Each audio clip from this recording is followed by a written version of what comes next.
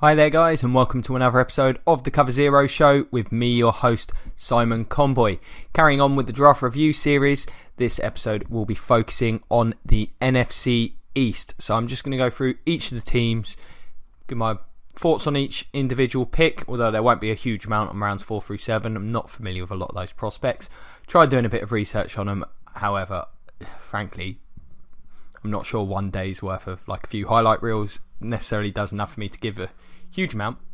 But then I'll give my opinion on a team's overall draft and then sort of do a rough ranking of how I felt each team did at the end.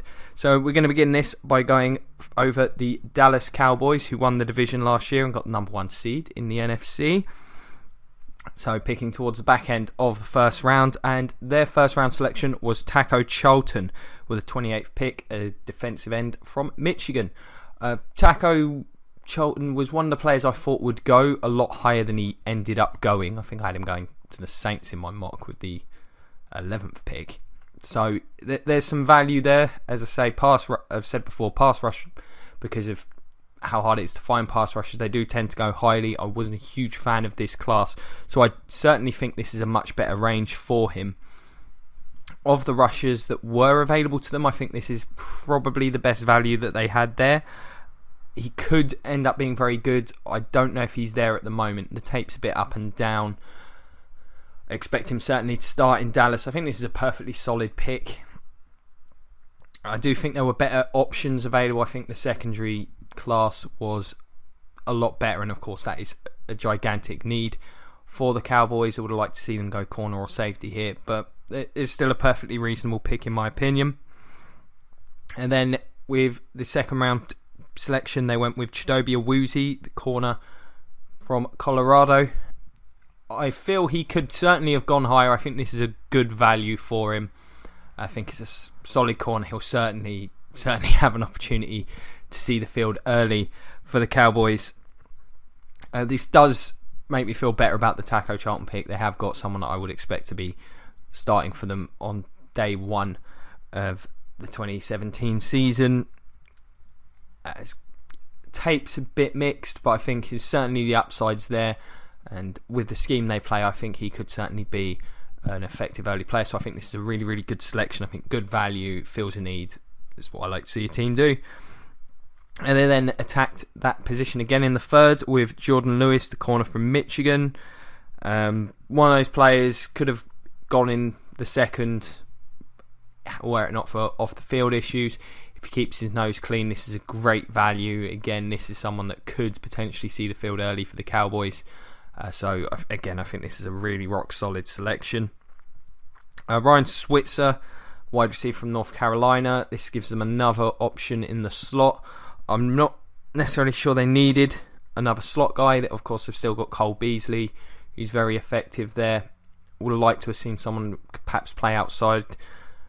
Not a huge Terrence Williams fan, personally. So, it's an okay pick. Don't think it feels particularly a need that was really there in terms of the roster. Would have liked to maybe have seen a tight end. It was a good class for them. There were certainly options on the board at that point. So not a huge fan of that pick. Xavier Woods, safety from Louisiana Tech. I think considering the range they got him in, I think this is a good pick. Safety did have a lot of depth this year. Again, it's a spot they needed, so I think that's a rock solid pick. Marquez White, another corner from Florida State. Again, I think this is pretty good value. I think he'd probably be limited to the slot in the NFL, but he's a pretty tough player. Not bad. Good selection, actually, really. They did need a lot of corners. I'm sure one of the three will work out for them. At least you'd hope so. Then Joey Ivey, a DT from Florida. And then 246 Jordan Carell, another DT from Colorado. I suspect these guys will just be depth. They do need a lot of help on that defensive line. If any of these guys can become a productive player, then they'll be happy there. And Noah Brown, a wide receiver from Ohio State. Yeah, another one of the players I'm not particularly familiar with. It'll be interesting to see if he can make an impact, potentially try and get that spot across from Des Bryant, because I certainly think if a player steps up, it's there for the taking. All in all, this was clearly a very need-based draft, and not a large amount of selections. and they just addressed the clear holes on this roster, the defensive line, the secondary, and the receiver spot. I would have liked to have seen a tight end taken, as I said, but I do think this was a pretty good draft. I think those first 3 picks are all very solid. So I think rookie corners do tend to struggle. They'll be hoping one of those guys can mature quickly, no doubt. Again, this is one of them teams I think was always going to be in a tough position where they were going to struggle to get much better through the draft, considering the spots that they needed. But for the long term, I think this was a pretty good draft. So they've done okay there. Addressed a lot of needs. I think it'll be a slow burner of a draft in terms of the impact it has on the win-loss record. We'll move on to the New York Football Giants. So, first round, they surprised me. I certainly thought they were going to go offensive tackle. I thought this was going to be Ryan Ramczyk. That's how I mocked to them, and that need is prevalent in New York. Instead, they've gone with Evan Ingram, the tight end from Ole Miss. I thought Njoku was a better prospect, so I'm not a huge fan of this. Whilst I think Ingram will be in a better position to contribute in 2017, I'm not sure the upside is as high. This is certainly a good receiving tight end. There's no question about that.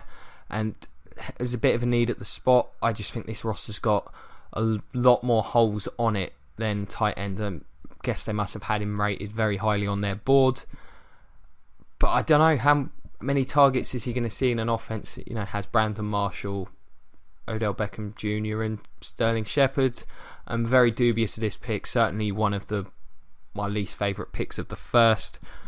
If it was Njoku, I'd be a bit more forgiving, but even then, I just feel with all the offensive line prospects that were available at that selection, they would have been better served looking in that direction, possibly even looking at the linebacker spot. Not a big fan of this pick. With pick 55, bit more positive there. Dalvin Tomlinson, the D3 from Alabama, DT. Think again, I feel this is a bit of a reach. I think there were some better options. I can't believe that Zach Cunningham was on the board and they didn't take him. So that's absolutely bizarre to me. Clearly, we know Jerry Reese apparently has a dislike of that position. Gives him another big run plugging nose tackle. But again, I think there were better options there. They may have been able to wait on him. It does fill a need though, so I won't be too critical. But again, offensive line prospects were available as well. So a reasonable pick, but I'm not a big fan. Davis Webb at pick 87. I think this is reasonable. They do, especially if Eli continues with his level of play we saw last season. If we saw what we saw last year from him, I think next year could be his last season as a valid starter in the NFL, or where he's seen as that entering the season, because he was very, very poor. Davis Webb's got great upside. Definitely a developmental project, but in theory he'll get a couple of years to sit behind Eli Manning. Got some dynamic receivers there that could certainly help if he has to play in a pinch, and I think it's pretty good value in the third. I'm surprised, frankly, he was available. I thought this is certainly one of the players that, like Arizona or Pittsburgh, one of those teams, certainly could have looked into taking. I think he'd have fit their schemes very well as well. So I think this is the best pick they made in the entire draft. And then with pick 140, Wayne Gallman, running back from Clemson. Not particularly familiar with him. They definitely need a running back. Little bit of tape I've seen. He looks like a pretty solid runner. I think he's definitely got a legitimate chance to start. So this made a lot of sense to me. 167, Avery Moss, a defensive end from Youngstown State. Of course, they picked a defensive end. They're always going to pick one. And then Adam Bisnawati finally addressing the offensive line with pick 200. So at least they looked into addressing it, but you'd have to think with that pick, it's unlikely he'll be contributing in year one. Not a fan of this draft at all. I mean, there will be players that will be looked to contribute in year one, but I just feel if they'd just in round 1 gone with an offensive lineman, it would feel a lot more positive. Cam Robinson was there. That would have made a lot more sense. Tomlinson was okay. I had him in the 3rd. It was an unexciting pick.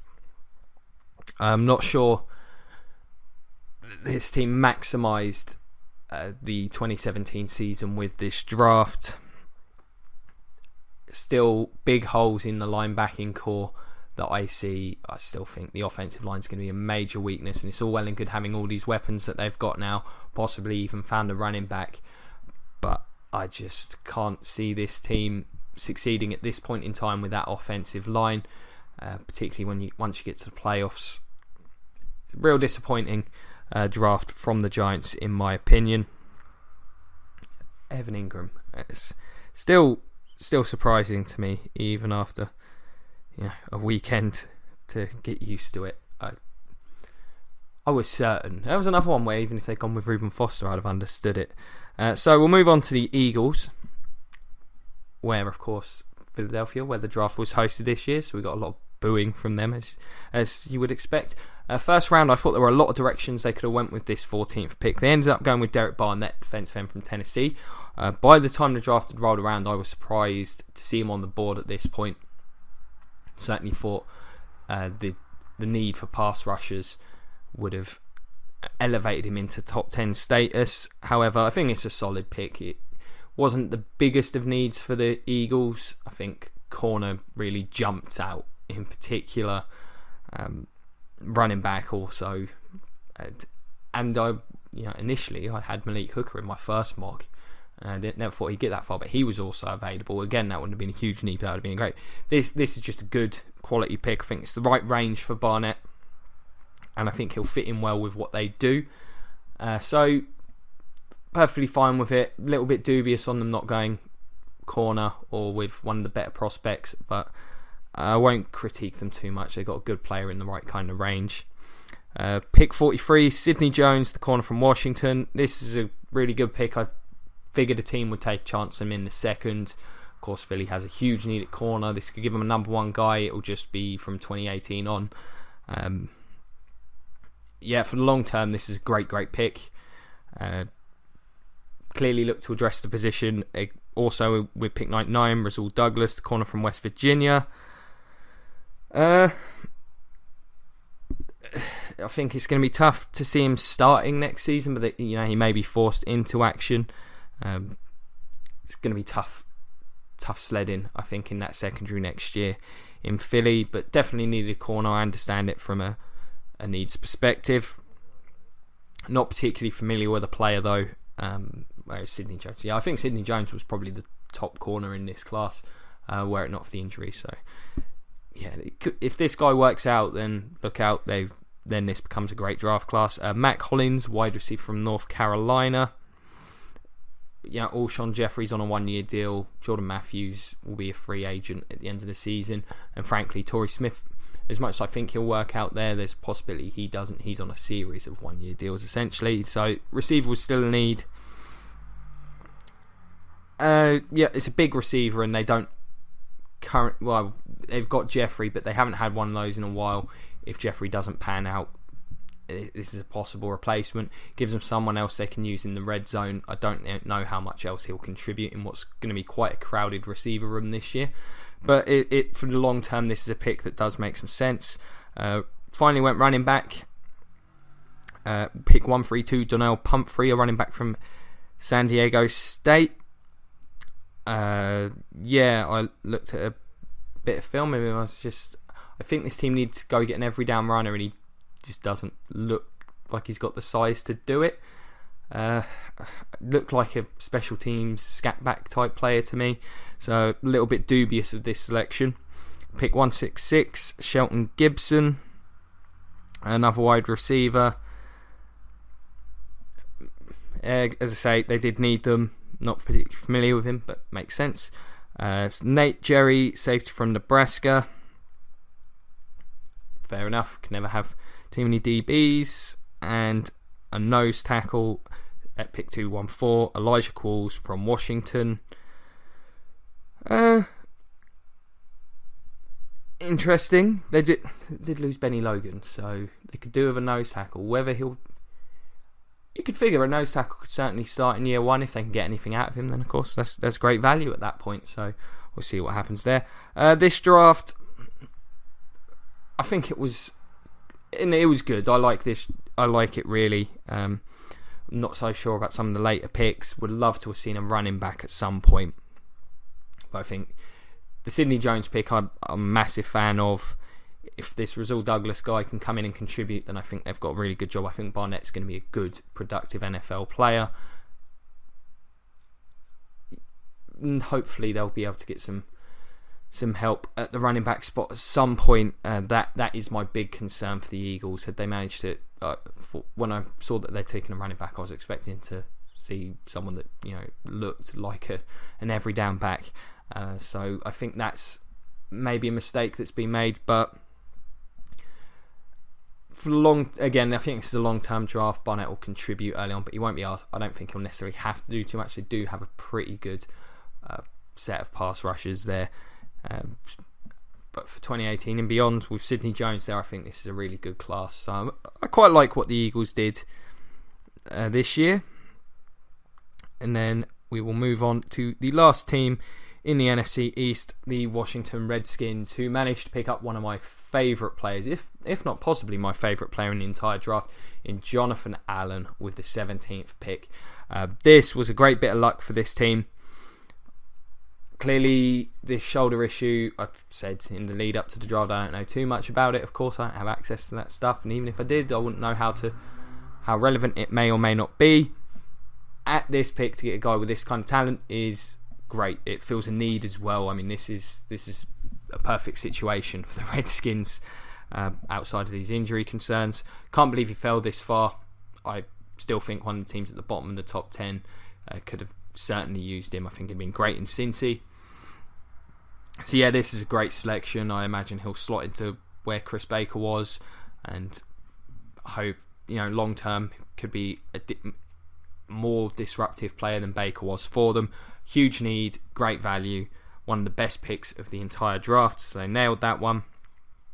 Then a bit of a need pick for me, Ryan Anderson at pick 49. I thought this was a bit of a reach. I thought there were some better options available. A guy like Jordan Willis would have made more sense to me, but maybe a bit of a reach, but it was a need, so I can't be too critical. Actually, no, I'll be critical. I think there were better options. Love this pick though. 81, Fabian Moreau. Again, injury problems have caused this player to fall to them, but he's a great value at this point. They needed to bring in another corner, much like Jonathan Allen one. This is a perfect pick for the Redskins. I can't think of anyone they could have got there that I'd have been happy with. And then another running back, Samaje Perrin, pick 114. I think that's pretty good. That's the kind of range I had him in, sort of lower back, round 3, early round 4. I think he's a good back. Gives him someone who can contribute on every down. I don't feel like they've got necessarily the guy in Washington. I think he can be part of a committee with who have they got? Kelly? Yeah, with Robert Kelly. That should be a solid pairing. So good job there. Monte Nicholson, a safety from Michigan State. Not particularly familiar with him, but they definitely needed a safety. So that's perfectly reasonable. Jeremy Sprinkle, Titan from Arkansas. Not familiar with him. Is he a blocking tight end? If he's a blocking tight end, this makes sense. If not, I guess some injury insurance for Jordan Reed. Chase Roulier with pick 119 as centre.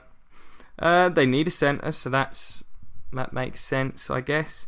Robert Davis, wide receiver at pick 209 from Georgia State. I think they need a bit of depth there. I think if they would have, they need Dotson to be productive next year in the receiving core, because otherwise it's going to be just Jordan Reed and Terrell Pryor. So getting a bit more depth there, perfectly reasonable.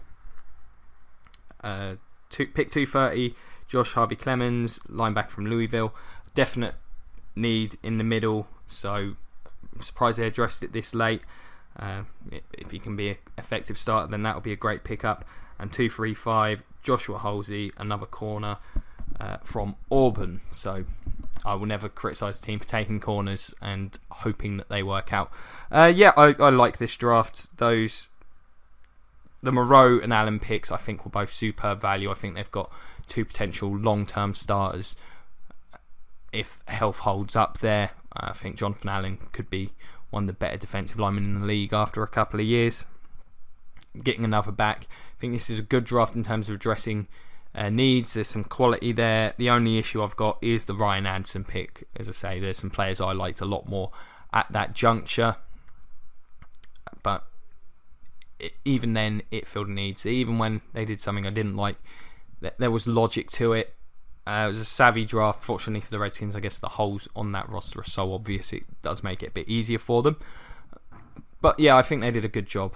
So if I'm quickly going to grade these ones, I think the best draft for me from this division was probably the Redskins one. I think that's the team that filled the most needs immediately going into next season and got some real upside in doing so. As I say, Allen and Moreau, I think, great picks. Second, probably go with the Eagles at 2. I think the Sidney Jones pickup is an absolute home run. I think Barnett's going to be solid for them. I definitely think this roster got better, even if it may not show up immediately. Go with the Cowboys at 3. They're going to be relying on these guys to start. I think they're tough positions. Again, this is a needs-based draft to me from the looks of it. I'm not necessarily a huge fan of a lot of the prospects they took at the points they did. And then the Giants with a 4th. I didn't particularly understand this draft from the Giants, going tight end at that point and basically ignoring the offensive line. I think that's a move they could certainly look to regret, although I do like the Davis Webb pickup. That kind of salvages it a little bit for me, but I still think this is one of the weaker drafts of the weekend. I don't think this team got noticeably better for the 2017 season. So there we have it. Let me know what you guys think. NFC East fans, give us a shout, whether it's in the comment section below.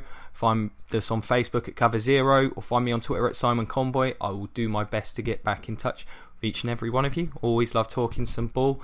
It's always fun. If you've enjoyed this episode, I recommend checking out some more. I'll have each division reviewed by the end of the week. I'll be giving my version of the top 100 once those videos are done.